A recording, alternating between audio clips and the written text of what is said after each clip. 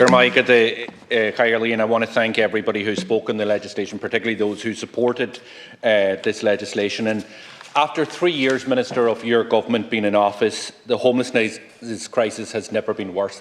They are just blatant, blunt facts. Each month it gets worse. New records are broken every single month by this government when it comes to homelessness.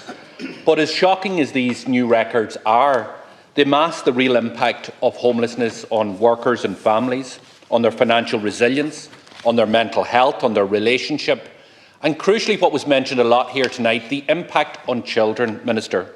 Deprived of security, deprived of comfort, deprived of that freedom to have a place where they can call home. And just think of that. I'm a father of 4 children. I would go through a wall for my child.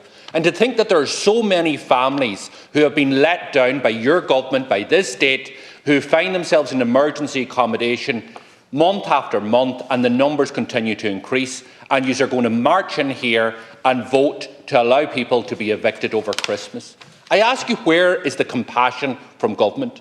Look around the empty benches here where your government colleagues should be, where the Minister for Housing should be here to listen to colleagues debating this issue. You could fill this chamber 25 times over with just the children who are in emergency accommodation, just the children who will wake up on Christmas Day without a place to call themselves home.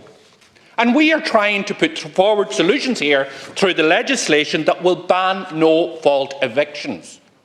Minister, even the British, at the time of the Great Famine, the Great Hunger, had more compassion than what your government are showing, because they introduced legislation that didn't allow evictions to happen at Christmas.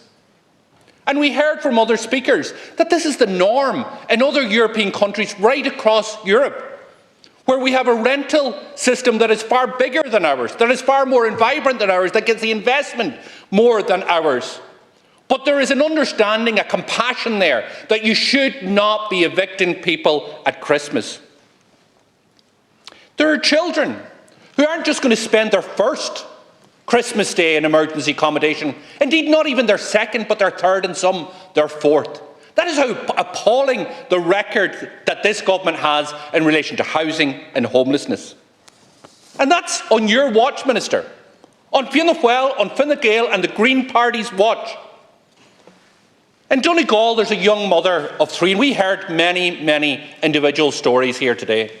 In my own county, there's a young mother of 3. She's recently diagnosed with cancer. She's an eviction notice. An eviction notice. She doesn't know where she's going to go after Christmas. No idea. In the municipal districts of Glenties, of Lifford and Donegal town, there are no dedicated emergency accommodations. This young lady currently has nowhere else to go. She faces a Christmas of uncertainty and a winter of despair.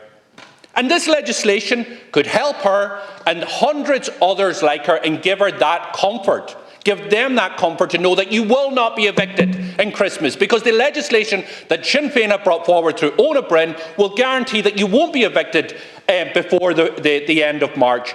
And in combining that, what you need to do is you need to ramp up the type of social housing and cost rental housing that we required. The stories that you heard today, Minister, articulated by my colleagues and those in the opposition benches, aren't stories from a Victorian novel or a Charles Dickens tales. They are the lived realities of people across the state.